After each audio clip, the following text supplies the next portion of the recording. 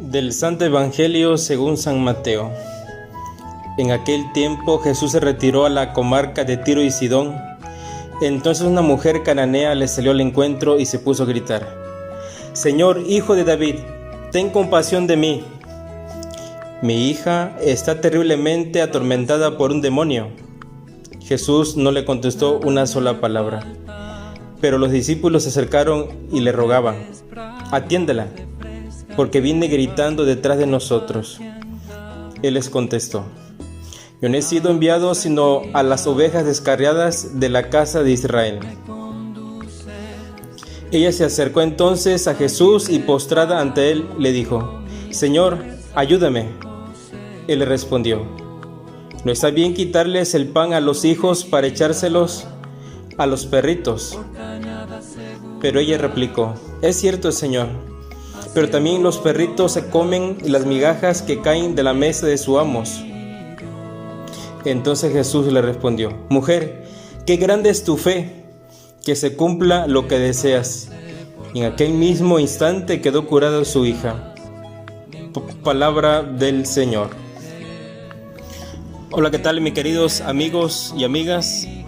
Me da gusto saludarles como siempre en este domingo tan hermoso de Día del Señor. En la liturgia de la palabra dominical nos encontramos en este domingo 20º del tiempo ordinario. Escuchamos a San Mateo en el capítulo 15. Encontramos gente forastera que busca la salvación de Dios, y el Señor acoge a esta gente porque Dios ama a todos. Por eso en la primera lectura el profeta Isaías nos habla de los extranjeros que se unen al Señor, es decir, esos hermanos que son acogidos para llenarlos de alegría en su casa de oración. Por eso también San Pablo en la segunda lectura se dirige a los gentiles, porque Dios no se arrepiente de sus dones ni de su elección. Los desobedientes a Dios han recibido también su misericordia. Y fíjense, finalmente en ese Evangelio de San Mateo se trata de una mujer cananea la que pide a Jesús la salud de su hija, y lo pide con tanta fe que Jesús le dice: que se cumpla lo que deseas. Hermanos, y si hoy esto lo llevamos a nuestra realidad, hay gente forastera, hermanos que acuden a la iglesia porque tienen esa necesidad de Dios y de la fe cristiana. Como Jesús, la iglesia tiene que acoger a todo aquel que busca a Dios, por supuesto, y tiene necesidad de la fe cristiana. Los más pobres, los desvalidos, los necesitados, los enfermos, los marginados, etc. Estos deben de ser los primeros que son acogidos por la comunidad cristiana parroquial. Y esto nos lo dice actualmente el Papa Francisco, nos da un ejemplo de ello. Fíjense, en el Concilio Vaticano II, tanto en la Gaudium et Spes como en su declaración sobre las relaciones de la Iglesia con las religiones no cristianas, nos pide actualizar esta relación de acogida. Hoy es indispensable descubrir el cristianismo abierto a todos sin distinción de culturas ni religiones.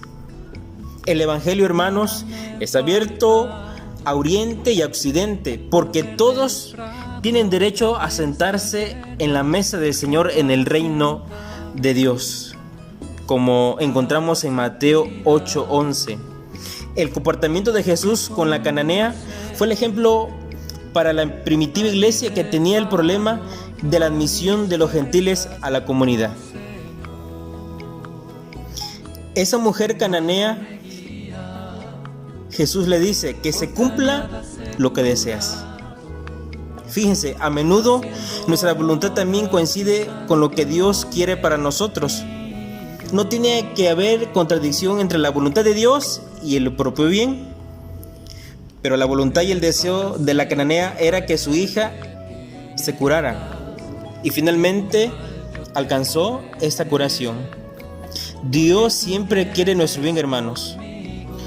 Todo aquello que es bueno para nosotros y nos hace mejorar, por supuesto.